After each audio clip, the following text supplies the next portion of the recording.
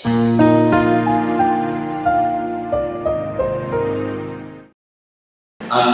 بعد فأعوذ بالله من الشيطان الرجيم بسم الله الرحمن الرحيم ويل للمطففين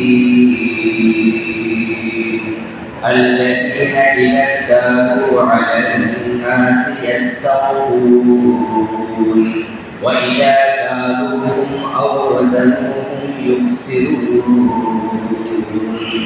صدق الله المولانا العظيم اللهم انفعنا بالقرآن الحكيم اللهم ارزقنا بكل حرف من القرآن حلاوة وبكل جزء من القرآن جزاء. عن أبي هريرة رضي الله تعالى عنه أن رسول الله صلى الله عليه وسلم قال: من قال لا إله إلا الله وحده لا شريك له له الملك وله الحمد وهو على كل شيء قدير في يوم 100 مرة كانت له عدل 10 رقاب أو كما قال النبي عليه الصلاة والسلام. সকলে محبة সাথে বরকত ইব্রাহিম পাঠ করি। اللهم صل على محمد وعلى آل محمد كما صليت على إبراهيم وعلى آل إبراهيم إنك حميد مجيد. اللهم بارك على محمد وعلى آل محمد كما باركت على إبراهيم وعلى آل إبراهيم إنك حميد مجيد. قالوا سبحانك لا علم لنا إلا ما علمتنا إنك أنت العليم الحكيم. معزز محترم সম্মানিত মুসল্লিয়ান কিরাম, মহান আল্লাহ রাব্বুল আলামিনের দরবারে অসংখ্য অগণিত শুকর যে আল্লাহ রাব্বুল আলামিন দয়া করে মুহাব্বত করে ভালোবেসে তার উপরে সবার আগে এনে হাজিরা দেওয়ার তৌফিক আনায়াত করেছেন। এজন্য হৃদয়ের গভীর থেকে মুহাব্বতের সাথে একবার কালিমাতুশ শুকর আদায় করে সবাই বলে আলহামদুলিল্লাহ। আজকে আল্লাহ রাব্বুল আলামিন যদি তৌফিক আনায়াত করেন তাহলে আমরা আজকে বুখারী শরীফের একটা হাদিস সম্পর্কে আলোচনা করব। ওমা তাওফীক ইল্লা বিল্লাহ। বুখারী শরীফের 6029 নং হাদিস 6029 নং হাদিস সম্পর্কে আজকে আল্লাহ তাআলা যদি চায় আমরা কিছু আলোচনা করব। হযরত মুগীরা ইবনে শুআবা রাদিয়াল্লাহু তাআলা আনহু যিনি রাসূল করিম সাল্লাল্লাহু আলাইহি ওয়াসাল্লামের একজন জলিল কদর সাহাবী ছিলেন। হযরত মুগীরা ইবনে শুআবা রাদিয়াল্লাহু তাআলা আনহু এর লেখক ওয়ারাদ রাহমাতুল্লাহ আলাইহি তিনি এই হাদিসটা বর্ণনা করেন। হযরত ওয়ারাদ যিনি মুগীরা ইবনে শুআবা রাদিয়াল্লাহু তাআলা আনহুর লেখক ছিলেন, তার থেকে বর্ণিত তিনি বলেন হযরত আমির মুআবিয়া রাদিয়াল্লাহু তাআলা আনহু তিনি হযরত মুগীরা ইবনে শুআবা রাদিয়াল্লাহু তাআলা আনহুর নিকট চিঠি পত্র লিখতেন। কে পত্র লিখলো? হযরত আমির মুআবিয়া রাদিয়াল্লাহু তাআলা আনহু তার নিকট হযরত মুগীরা ইবনে শুআবা রাদিয়াল্লাহু তাআলা আনহুর নিকট দুটো সাহাবী হযরত মুগীরা ইবনে শুআবা রাদিয়াল্লাহু তাআলা আনহু তিনিও সাহাবী, হযরত আমির মুআবিয়া রাদিয়াল্লাহু তাআলা আনহু তিনিও সাহাবী। তো হযরত আমির মুআবিয়া রাদিয়াল্লাহু তাআলা আনহু তিনি মুগীরা ইবনে শুআবা রাদিয়াল্লাহু তাআলা আনহুর নিকট একটা চিঠি লিখলেন, পত্র লিখলেন। এই বলে চিঠির মধ্যে লিখলেন যে মুগীরা ইবনে শুআবা রাদিয়াল্লাহু তাআলা আনহুকে বললেন যে আপনি রাসূল করিম সাল্লাল্লাহু আলাইহি ওয়াসাল্লাম থেকে নিজ কানে হাদিস শুনেছেন এমন একটা হাদিস আমাকে বর্ণনা করেন। হযরত আমির মুআবিয়া রাদিয়াল্লাহু তাআলা আনহু মুগীরা ইবনে শুআবা রাদিয়াল্লাহু তাআলা আনহুর কাছে পত্র লিখলেন, লিখে বললেন যে আপনি রাসূল করিম সাল্লাল্লাহু আলাইহি ওয়াসাল্লামের কাছ থেকে শুনেছেন এমন একটা হাদিস আমার কাছে বর্ণনা করেন, আমার কাছে লিখে পাঠান। তখন হযরত মুগীরা ইবনে শুআবা রাদিয়াল্লাহু তাআলা আনহু লিখলেন, তিনি বলেন ইন্নী সামি'তুহু, আমি রাসূল করিম সাল্লাল্লাহু আলাইহি ওয়াসাল্লামের কাছ থেকে শুনেছি, তিনি বলেন ইয়াকুলু ইনদা ইনসিরাফিহি মিনাস সালাতি। হযরত মুগীরা ইবনে শুআবা রাদিয়াল্লাহু তাআলা আনহু বলেন আমি রাসূল সাল্লাল্লাহু আলাইহি ওয়াসাল্লাম থেকে শুনেছি তিনি যখন নামাজ থেকে অবসর হতেন তখন তিনি এই দোয়া পড়তেন, কি লা ইলাহা ইল্লাল্লাহু ওয়াহদাহু লা শারীকা লাহু লাহুল মুলকু ওয়া লাহুল হামদু ওয়া হুয়া আলা কুল্লি শাইইন কাদির। তিনি এই দোয়াটা পড়তেন সালাসা মাররাত, কয়বার? 3 বার।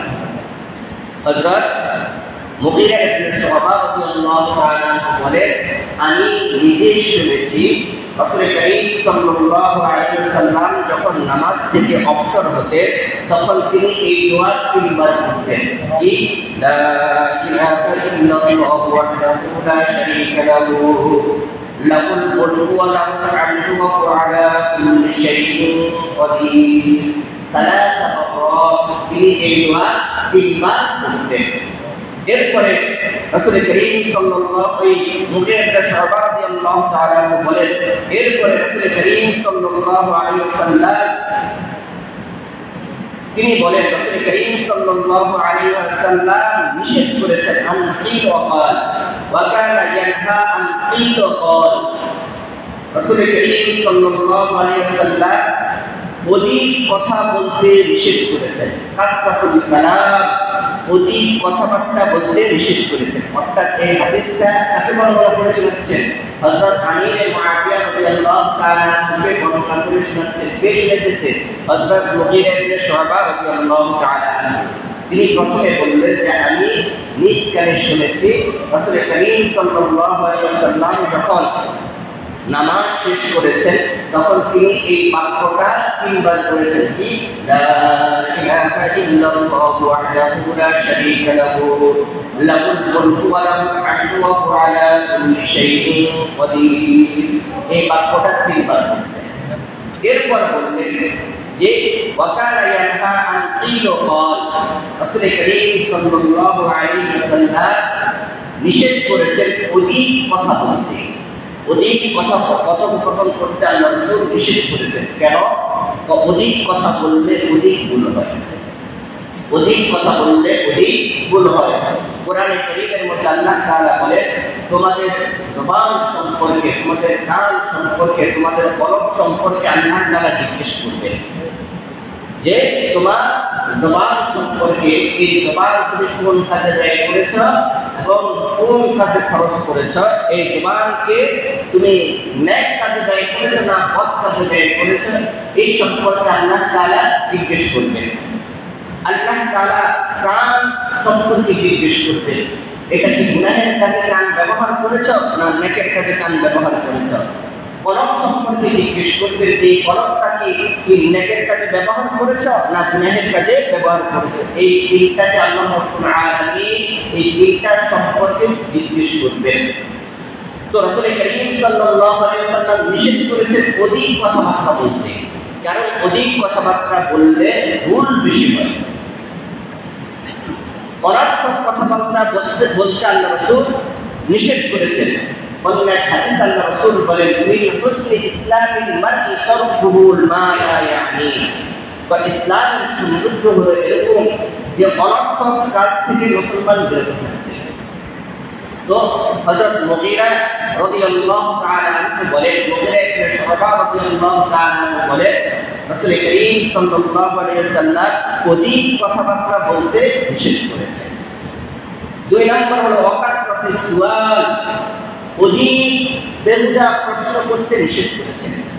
বা হাদিসের এই বাক্যের কিছু তাফসীর আছে, বিস্তারিত আলোচনা আছে। অত বিস্তারিত আলোচনা আপনাদের কি করলে বুঝবেন না, যতটুকু করলে হাদিসটা বুঝে আসবে ততটুকু করি। যে কাসরাতুস সুআল, অধিক প্রশ্ন করতে নিষেধ করেছেন, অধিক সুয়াল করতে নিষেধ করেছেন। এর কয়েকটা ব্যাখ্যা হতে পারে। 1 নম্বর ব্যাখ্যা, অধিক মানুষের কাছে হাত পাততে নিষেধ করেছেন, অধিক মানুষের কাছে হাত পাততে নিষেধ করেছেন 1। 2 নম্বর এটাও হতে পারে অহেতুক অধিক প্রশ্ন করা। দেখবেন কিছু মানুষের স্বভাব হলো একজন মানুষের সম্পর্কে অহেতুক প্রশ্ন করা। ভাই আপনি কি দিয়ে খারাপ হয়েছেন, আপনার স্ত্রীর কি অবস্থা, আপনার সন্তানের কি অবস্থা, আপনার বাড়িতে কে কে আছেন, অথচ যাকে আপনি জিজ্ঞেস করতেছেন তিনি এগুলো বলতে অপছন্দ করতেছেন। অপরিচিত একজন মানুষ আসছে, আপনি তাকে জিজ্ঞেস করা শুরু করে দিয়েছেন, অথচ সে এগুলো বলতে কি করতেছে, ইতস্তত বোধ করতেছে, অপছন্দ করতেছে, বা এরকম তার কাছে প্রশ্ন করা থেকে বিরত থাকা। তাহলে অধিক প্রশ্ন করা অথবা অহেতুক। দেখবেন কিছু মানুষ আছে হয়তো কোনো ছবি বই থেকে একটা মাসালা শিখছে, আইসা এখন হুজুরে আগে জিজ্ঞেস করে, হুজুর এই মাসালাটা কি, জিজ্ঞেস করে বুঝতে চায় হুজুরে পারে কি পারে না। আসলে কিছু স্বভাব এই অহেতুক প্রশ্ন করতে রাসূল করিম সাল্লাল্লাহু আলাইহি ওয়াসাল্লাম অহেতুক প্রশ্ন করতে নিষেধ করেছেন। বনি ইসরায়েলের জন্য আযাব এসেছে অনেকগুলো কারণে, তার মধ্যে একটা কারণ ছিল তারা অহেতুক প্রশ্ন করত। যে প্রশ্নের কোনো দরকার নাই, দুনিয়াতে কোনো ফায়দা নাই, আখিরাতে কোনো ফায়দা নাই, এমন প্রশ্ন করত। যেমন দেখবেন কিছু মানুষ জিজ্ঞেস করে, আচ্ছা যে আসহাবে কাহাফের মধ্যে যে 7টা লোক ছিল তার মধ্যে থেকে একটা কুকুর ছিল, ও কুকুরের রং কি ছিল, ওই কুকুরের নাম কি ছিল। দেখবেন এই প্রশ্নগুলো একদম অহেতুক, এটা জানলেও কোনো ফায়দা নাই, না জানলেও কোনো ক্ষতি নেই। তাহলে এই অহেতুক প্রশ্ন করা, তো এগুলোর থেকে আল্লাহ রাসূল নিষেধ করেছেন। তাহলে এখানে 2টা তাওজীহ ব্যাখ্যা। 1 নম্বর ব্যাখ্যা হলো কি, যে মানুষের কাছে অধিক হাত পাতা, এটা আল্লাহ রাসূল নিষেধ করেছেন। অথবা অধিক প্রশ্ন করা, মানুষের কাছে অধিক অহেতুক প্রশ্ন করা, এগুলোর থেকে আল্লাহ রাসূল নিষেধ করেছেন। কিন্তু হ্যাঁ, প্রয়োজনীয় বিষয় জানতে আল্লাহ রাসূল নিষেধ করেন না, কিন্তু অপ্রয়োজনীয় জিনিস অহেতুক প্রশ্ন করতে আল্লাহ রাসূল নিষেধ করেছেন। তাহলে 3 নম্বর হলো ওয়াকাসরাতুস সুয়াল, অধিক প্রশ্ন করতে আল্লাহ রাসূল নিষেধ করেছেন, যে প্রশ্নগুলোর কোনো ফায়দা নেই, কোনো ক্ষতিও নেই। 4 নম্বর হলো ওয়াইদাআতুল মাল, সম্পদের অপচয় করতে আল্লাহ রাসূল নিষেধ করেছেন। অহেতুক খরচ করা, এটা করতে আল্লাহ রাসূল নিষেধ করেছেন। কিংবা গুনাহের কাজে মাল খরচ করা, এটাও ইদাআতুল মাল, মাল নষ্ট করার মধ্যে শামিল। ইদাআতুল মাল করতে আল্লাহ রাসূল নিষেধ করেছেন। ইদাআতুল মাল তার উদ্দেশ্য হলো মাল নষ্ট করা, অহেতুক খরচ করা, এইটা করতে আল্লাহ রাসূল নিষেধ করেছেন। মাল নষ্ট 2 ধরনের হয়ে থাকে। একটা হলো অহেতুক অপচয় করা, যে খরচ করার মধ্যে কোনো ফায়দা নেই এমন বস্তু খরচ করা। আরেকটা হলো যে গুনাহের কাজে মাল খরচ করা, এটা হলো ইদাআতুল মাল, অর্থাৎ মাল নষ্ট করা। এটা করতে আল্লাহ রাসূল নিষেধ করেছেন। 5 নম্বর ওয়ামানউল ওয়াহাব, আল্লাহ রাসূল মানঈ এবং হাত থেকে নিষেধ করেছেন। এই বিষয়টা খুব বুঝতে হবে, হাদিসের এই অংশটা খুব বুঝতে হবে। সেটা হলো কি, দেখবেন কিছু মানুষ আছে নিজেরটা ভালোভাবে বুঝে নেয়, অপরটা যখন বুঝাই দিতে চায় তখন কোনো রকম বুঝাই দেয়। আসলে এরকম কিছু মানুষ, এদের ব্যাপারে কোরআন শরীফে আল্লাহ তাআলা বলেন ওয়াইলুল লিল মুতাফফিফিন, ওয়াইলুল লিল মুতাফফিফিন الذين إذا اكتالوا على الناس يستوفون। ওই সকল মানুষের জন্য ধ্বংস, ওয়াইল। এর দ্বারা দুটো ব্যাখ্যা। 1 নম্বর ওয়াইল দ্বারা উদ্দেশ্য হলো ওয়াইল জাহান্নাম, অথবা ওয়াইল দ্বারা উদ্দেশ্য হলো তার জন্য দুর্ভোগ, ধ্বংস, হালাক করবা। ওই ব্যক্তি, কোন ব্যক্তি, যে ব্যক্তি যখন নিজে মেপে দেয় তখন ওজনে কম দেয়, যখন মেপে দেয় তখন ওজনে কম দেয়, যখন নিজে মেপে দেয় তখন পরিপূর্ণতা মেপে দেয়। আসলে এমন কিছু মানুষ যখন মাপে দেয়, অন্যকে দেয়, তখন ওজনে কম দেয়, আর যখন নিজে মেপে নেয় তখন পরিপূর্ণতা মেপে নেয়। আল্লাহ তাআলা বলেন এদের জন্য ধ্বংস। ওয়াইলুল লিল মুতাফফিফিন, তাকফীর বলা হয়। ইমাম মালিক রাহমাতুল্লাহ আলাইহি বলেন কথাগুলো খুব প্রয়োজনীয় এবং বুঝে নিতে, কথাগুলো খুব দরকারি এবং বুঝে নিতে। ইমাম মালিক রাহমাতুল্লাহ আলাইহি বলেন তাকফীর বলা হয় যে কোনো বস্তু আপনার হক, নিজের যে হক, এই হক আপনি অন্যের থেকে 16 আনা বুঝে নেন, কিন্তু অন্যের হক আপনি 16 আনা বুঝে দেন না, এটাকে বলা হয় তাকফীর। এটাকে কি বলা হয়? তাকফীর। আর কোরআনের ভাষায় এটাকে কি বলা হয়? তাকফীর। শরীয়তের পরিভাষায় এটাকে বলা হয় তাকফীর। অর্থাৎ নিজের পাওনা 16 আনা বুঝে নেন, অপরের পাওনা 16 আনা বুঝে দেন না। এটা থেকে আল্লাহ রাসূল নিষেধ করেছেন। দেখবেন কিছু মানুষ আছে যে এরা নিজের পাওনাটা 16 আনাই বুঝে নেয়, অন্যের পাওনাটা সঠিকভাবে বুঝে দেয় না, অথবা তার উপর অর্পিত দায়িত্ব সে 16 আনা আদায় করে না, কিন্তু নিজের প্রাপ্যটা সে 16 আনা নিয়ে নেয়। যেমন কর্মজীবী, চাকরিজীবী, সরকারি চাকরি করে নিজের যে দায়িত্ব, এই দায়িত্বটা আদায় করে না, পালন করে না, কিন্তু বেতনটা আগে নিয়ে নেয়, পরিপূর্ণভাবে নিয়ে নেয়। এদের ব্যাপারে রাসূল করিম সাল্লাল্লাহু আলাইহি ওয়াসাল্লাম সতর্ক করেছেন, নিষেধ করেছেন। যারা নিজের প্রাপ্যটা 16 আনা আদায় করে নেয় কিন্তু অন্যের বিষয়টা 16 আনা আদায় করে দেয় না, এটা আল্লাহ রাসূল নিষেধ করেছেন। বলছেন না, তুমি নিজেরটাও পরিপূর্ণভাবে আদায় করো, অপরেরটাও পরিপূর্ণভাবে আদায় করে দাও, কোনটার মধ্যে তোমার খেয়ানত করার দরকার নাই। 6 নম্বর হলো ওয়াকুল উম্মাহাত। রাসূল করিম সাল্লাল্লাহু আলাইহি ওয়াসাল্লাম পিতা-মাতাকে কষ্ট দিতে নিষেধ করেছেন, পিতা-মাতাকে কষ্ট দিতে নিষেধ করেছেন। অন্য এক হাদিসে আল্লাহ রাসূল বলেন, তোমার পিতা-মাতা যদি তাদের সম্পত্তি থেকে তোমাকে বঞ্চিত করে দেয়, দেখেন কথাগুলো ভালো করে বুঝে নেন, পিতা-মাতা যদি তোমাকে তাদের সম্পত্তি থেকে বঞ্চিত করে দেয়, খবরদার তারপরও তুমি তাদের সাথে এমন আচরণ করো না যাতে করে তাদের কষ্ট লাগে, তারপরও তাদেরকে কষ্ট দেওয়া যাবে না। বর্তমানে দেখা যায় অধিকাংশ মানুষই পিতামাতার হক আদায় করে না। এরও একটা কারণ আছে, সেটা হলো কি, যে ওই পিতামাতাও দেখবেন ছোটবেলায় সন্তানের হক আদায় করে না। হ্যাঁ, আপনি যেইটা করেগা ওইটা বলেগা, যেমন কর্ম তেমন বল। আপনি ছোটবেলার সন্তানের হক আদায় করেন না, আর বড় হলেন তখন সন্তানও আপনার হক আদায় করে না। সন্তান আপনার থেকেই শিখে, সন্তান আপনার থেকেই শিখে। আপনি দেখতেছেন, সন্তান দেখতেছে আমার আব্বাই তো অন্যের উপর জুলুম করে, তাহলে আমি জুলুম করতে অসুবিধাটা কোথায়? খবরদার, নিজে জুলুম করবেন না, সন্তানদেরকে জুলুম করতে শিখাবেন না। যে অন্যের সম্পত্তি জবরদখল করা একটা জুলুম না? অন্যের সম্পত্তি, অন্যের মাল জবরদখল করা জুলুম না? আপনি নিজে করতেছেন, সন্তান দেখতেছে, তখন সন্তান আপনার সম্পদ জবরদখল করবে না?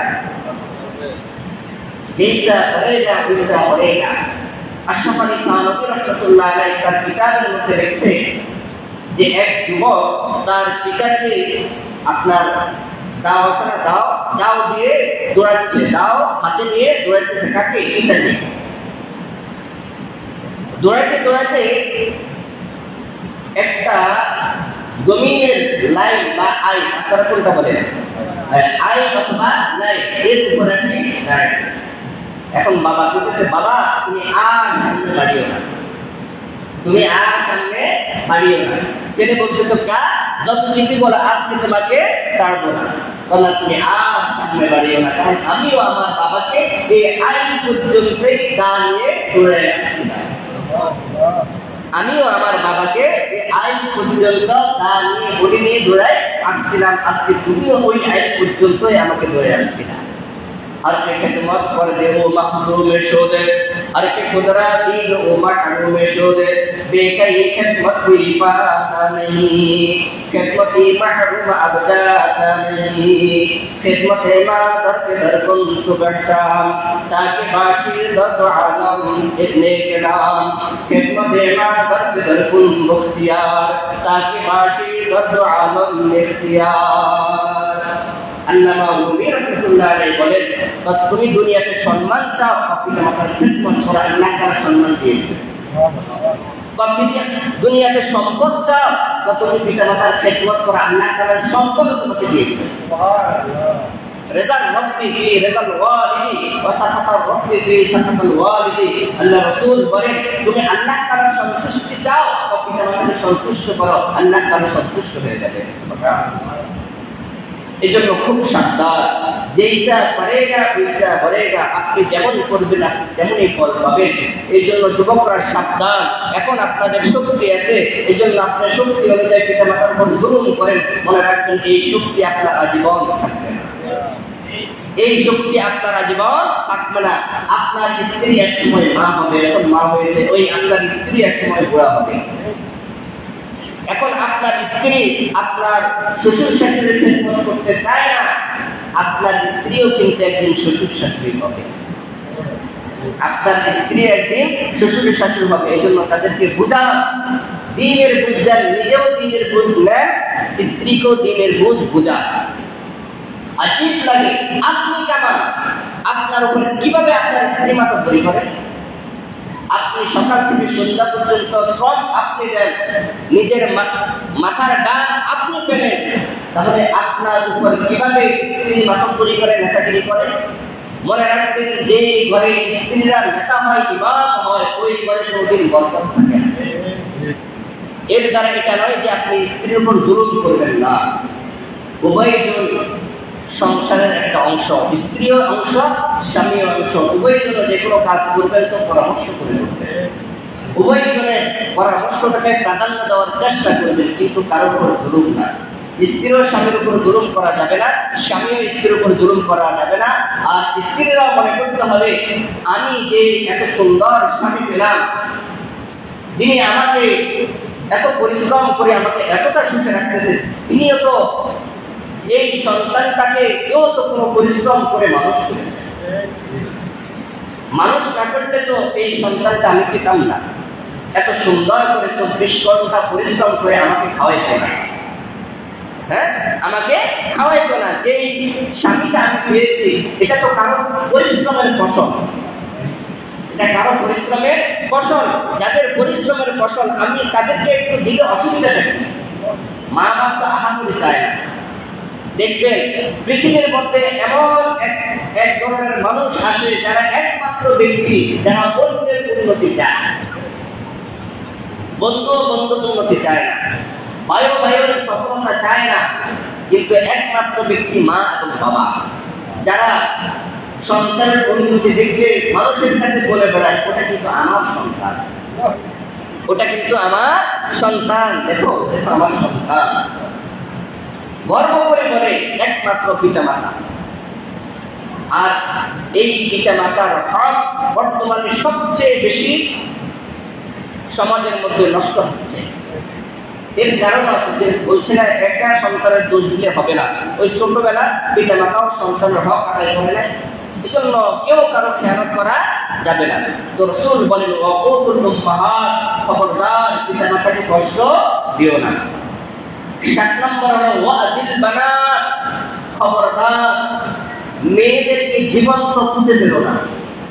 আইয়ামে জাহিলিয়াতের সময় মেয়েদেরকে জীবন্ত পুঁতে দেওয়া হতো, মাটির মধ্যে দাফন করে দেওয়া হতো, খবরদার এটা করো না। এখন নব্য জাহিলি যুগে, আধুনিক জাহিলি অজ্ঞতার যুগে সিস্টেমটা পরিবর্তন হয়ে গেছে। কি হয়েছে? সিস্টেম পরিবর্তন হয়েছে। আগে ওরা জীবন্ত মাটি চাপা দিত, এখন তারা ভ্রূণ হত্যা করে। যদি জানতে পারে একটা মেয়ে সন্তান হয়েছে, আরেকটা মেয়ে সন্তান যদি গর্ভে আসে তখন নষ্ট করে ফেলে। এটাও কি সন্তান হত্যার শামিল? খবরদার মনে রাখবেন, এই কথা আমি প্রায় বলে থাকি। অনেকে মনে করে সন্তান আসলে রিজিকের অভাব হয়, আপনি চিন্তা করে দেখেন, আপনি বিবাহের আগে বাবার থেকে 10 টাকা চেয়ে নিতে হতো, আপনার প্রয়োজনের জন্য 100 টাকা বাবার থেকে চেয়ে নিতে হতো, তারপর আপনি খরচ করতেন। আপনি যখন বিবাহ করছেন, করার পরে কয়েক বছর যাওয়ার পরে আপনার অবস্থা কেমন হলো? আপনি নিজের খরচটাও মেটান, পরিবারের খরচটাও মেটান, আবার পিতামাতার খরচটাও আপনি মেটান। এই যে অবস্থার পরিবর্তন করলো, কে করলো? তো তার মানে রিজিকের মালিক কে? তাহলে যে আসবে সে তার রিজিক নিয়েই আসবে, যে আসবে সে তার রিজিক নিয়ে আসবে। খবরদার যুবকরা মনে করে আমরা আগে স্বাবলম্বী হব তারপর বিবাহ করবো, খবরদার, এটা শয়তানের ধোঁকা। উপযুক্ত পাত্রী পেয়ে গেলে বিবাহ করে নেবেন, ইনশাআল্লাহ আল্লাহ বরকত দিয়ে দিবে। কেমন বরকত দিবে আপনি কল্পনা করতে পারবেন? আপনি দেখেন আপনার পাশের জনকে, আপনি একই বয়স, আপনি বিবাহ করছেন, করেন নাই, আরেকজন বিবাহ করছে আপনার বন্ধু। এখন সে নিজের খরচটাও চালায়, পরিবারের খরচটাও চালায়, পিতামাতার খরচটাও চালায়, আপনি এখন কিছু করতে পারেন না, আপনি এখন স্বাবলম্বী হতে পারেন না। খবরদার এগুলো করবেন না, এটা শয়তানের ধোঁকা। রাসূলের নির্দেশনা হলো, মেয়ে যখন উপযুক্ত হয়ে যায়, ভালো পাত্র পেলে বিবাহ দিয়ে দেওয়া। ছেলে যখন উপযুক্ত হয়ে যায়, ভালো পাত্রী পেলে বিবাহ দিয়ে দেওয়া। তাহলে ইনশাআল্লাহ সমাজের মধ্যে আর অন্যায় অনাচার হবে না, জিনাহের কাজ আর সমাজে হবে না, সমাজে আর নোংরামি কাজ হবে না। তো আল্লাহ রাসূল বলেন, ওয়াদিল বানাত, খবরদার মেয়েদেরকে জীবন্ত পুঁতে ফেলো না, এটা করা যাবে না। আইয়ামে জাহিলিয়াতের মধ্যে এটা এক হুকুম করতো, নব্য জাহিলিয়াতের যুগে তথা নতুন অজ্ঞতার যুগে এই সিস্টেমটা শুধু পরিবর্তন হয়েছে। তো রাসূল করিম সাল্লাল্লাহু আলাইহি ওয়াসাল্লামের একটা হাদিস, যেটা বুখারী শরীফের মধ্যে আছে, হাদিসের সংখ্যা হলো 6029 নম্বর হাদিস। হযরত আমির মুআবিয়া রাদিয়াল্লাহু তাআলা আনহু মুগিরা ইবনে শুবা রাদিয়াল্লাহু তাআলা আনহুর কাছে চিঠি লিখলেন যে আপনি রাসূল থেকে যে হাদিসটা শুনাইছেন, এই হাদিসটা আমাকে একটু বলেন।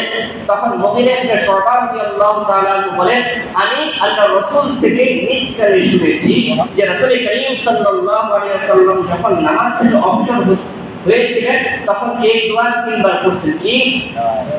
লা ইলাহা ইল্লাল্লাহু ওয়াহদাহু লা শারীকা লাহু লাহুল মুলকু ওয়া লাহুল হামদু ইউহয়ী ওয়া ইউমীতু ওয়া হুয়া আলা কুল্লি শাইইন কাদির।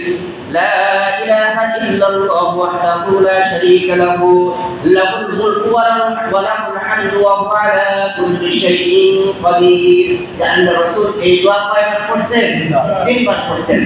বুখারী শরীফের অন্য এক riwayat আছে, আল্লাহ রাসূল বলেন, কেউ যদি প্রতিদিন এই দোয়া 100 বার পড়ে, কতবার? 100 বার।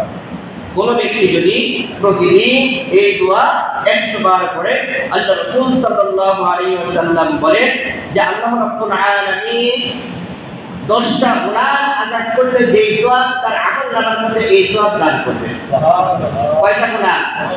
10টা গুনাহ আযাদ করলে যে সওয়াব আল্লাহ তাআলা তার আমলনামার মধ্যে ওই সওয়াব দান করবেন। ওয়া কুতিবা লাহু মিআতা হাসানাহ, এবং তার আমলনামার মধ্যে আল্লাহ তাআলা 100টা নেকি দান করবে। সুবহানাল্লাহ। কয়টা নেকি? 100টা। এরপর আল্লাহ রাসূল সাল্লাল্লাহু আলাইহি ওয়াসাল্লাম বলেন, ওয়া মুহিয়াত আনহু মিআতা সাইয়্যাতিন, এবং আল্লাহ রাব্বুল আলামিন তার আমলনামা থেকে 100টা গুনাহ মুছে দিবেন। সুবহানাল্লাহ। 100টা গুনাহ মুছে দিবেন। ওয়া কানাত লাহু হিজরাম মিনাশ শাইতান, এবং আল্লাহ তাআলা ওই দিন তাকে শয়তানের ওয়াসওয়াসা থেকে নিরাপত্তা দান করবেন। সুবহানাল্লাহ। এবং ওই দিন সেই সকলের থেকে শ্রেষ্ঠ হবে, ওই দিন সেই সকলের থেকে শ্রেষ্ঠ হবে। তবে তার থেকে বেশি যদি কেউ এই তাসবিহটা না পড়ে, তাহলে প্রতিদিন কেউ যদি কতবার?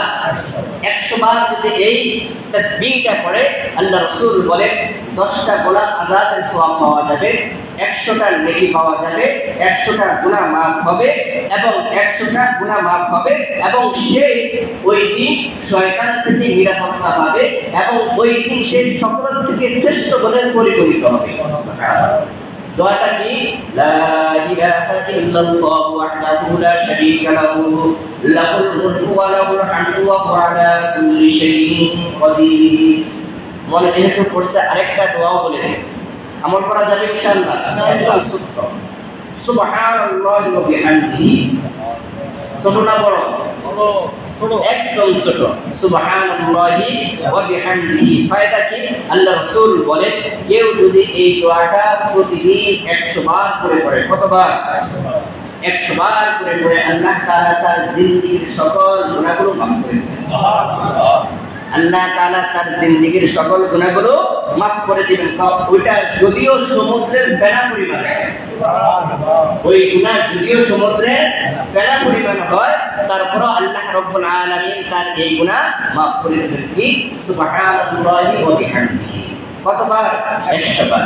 তো হযরত যে হাদিসটা আপনাদেরকে শুনাইলাম, হযরত মুগীরা ইবনে শুআবা রাদিয়াল্লাহু তাআলা শুনাইলেন যে আল্লাহ রাসূল সাল্লাল্লাহু আলাইহি ওয়াসাল্লাম এই দোয়াটা প্রতিদিন নামাজের পরে 3 বার পড়ছেন। এরপর আল্লাহ রাসূল বলেন, খবরদার অধিক অহেতুক প্রশ্ন করো না।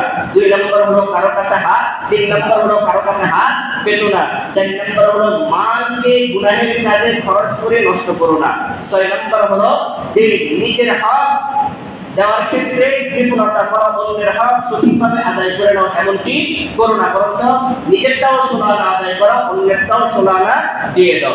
6 নম্বর হলো পিতা মাতাকে কখনো কষ্ট দিও না। 7 নম্বর হলো মেয়ে সন্তানদেরকে কখনো জীবন্ত পুঁতে দিও না। আল্লাহ রাব্বুল আলামিন আমাদের সকলকে আমল করার তৌফিক দান করেন। সকলে বলেন আমিন।